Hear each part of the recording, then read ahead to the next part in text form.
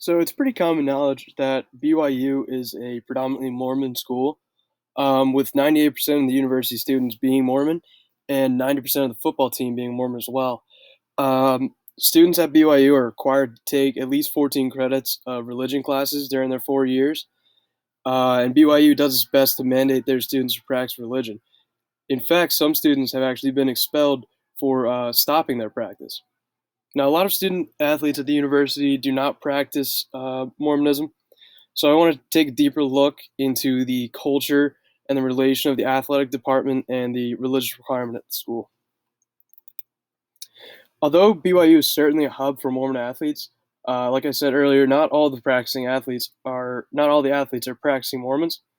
So, in order to recruit non-Latter Day Saints players, they send recruiters all across the country and even to the Polynesian Islands to scout out talent. Players coming to the university know the reputation of the school and that it's not really a party school whatsoever.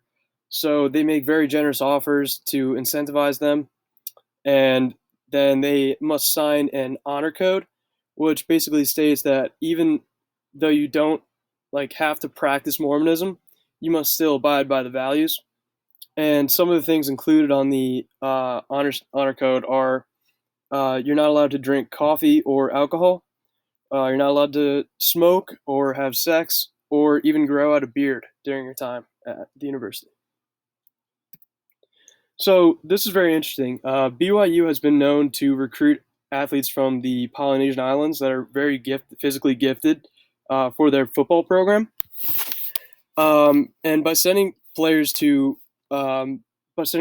find players for football, BYU has actually spread Mormonism throughout the Polynesian Islands.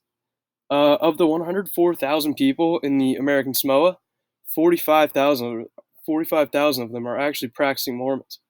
It's very interesting to see how the game of football has helped spread Mormonism around the world. For Polynesian Islanders, there's certainly a strong connection between the game of football and the Latter day Saints Church. And BYU was able to have so much success recruiting from the islands because of the connections they made with the people and the reputation they garnered there. For students who fail to abide by the honor code, that can result in athletic exemption and actually suspension in some cases. And many of the non-practicing LDS student athletes, and students believe that the honor code is far too strict, and this dissuades a lot of really talented players from coming to the university. Uh, and many of the students of color believe that the honor code is skewed to keep them away from the university. Actually, about 60% of the honor code related suspensions were black students at a school where only 1% of the student body is people of color. I found this relationship between the university and its student athletes who are non-practicing LDS students to be very, very interesting. It seems that BYU is trying to make a push to recruit more non-LDS student athletes, and they're sort of trying to lay back on the strictness of the honor code in certain cases.